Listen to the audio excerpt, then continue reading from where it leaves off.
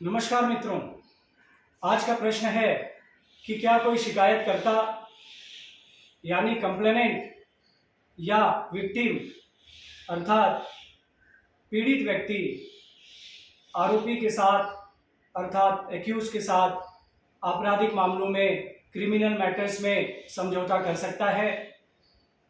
Criminal procedure code 1973 अर्थात भारतीय दंड प्रक्रिया संहिता 1973 के सेक्शन 320 में कंपाउंडेबल ऑफेंस के बारे में बताया गया है।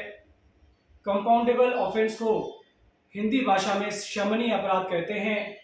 अगर इसे साधारण भाषा में समझा जाए तो वे आपराधिक मामले जिनमें समझौता किया जा सकता है। मित्रों, इस सेक्शन 320 में सारणी बनी हुई है जिसमें वे मामले जिनमें समझौता हो सकता है उसके बारे में बताया गया है और उन समझौतों को कौन व्यक्ति कर सकता है। क्या पीड़ित व्यक्ति उसे समझौता कर सकता है या शिकायतकर्ता समझौता कर सकता है, इसके बारे में बताया गया है। मित्रों, इस सारणी में इस सेक्शन में ये भी बताया गया है कि क्या समझौता करते वक्त कोर्ट की परमिशन लेनी होगी या कोर्ट के बिना परमिशन से भी समझौता हो सकता है। ये दोनों बातें कोर्ट के परमिशन और कोर्ट के परमिशन के बिना समझौते की बात भी इस सेक्शन 320 में की गई है।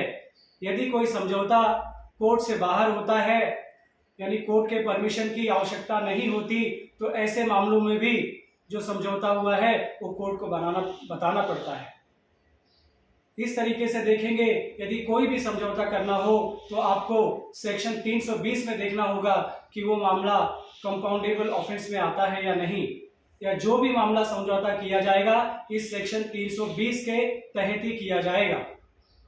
यदि आपके कोई प्रश्न हो कि कौन से मामले कंपाउंडेबल होते हैं और कौन से मामले कंपाउंडेबल नहीं होते, मित्रों, जो भी इस सारणी में कंपाउंडेबल ऑफेंस दिए हैं सिर्फ उन्हीं मामलों में समझौता हो सकता है और जो मामले इस सारणी में नहीं दिए गए हैं उसमें समझौता नहीं हो सकता।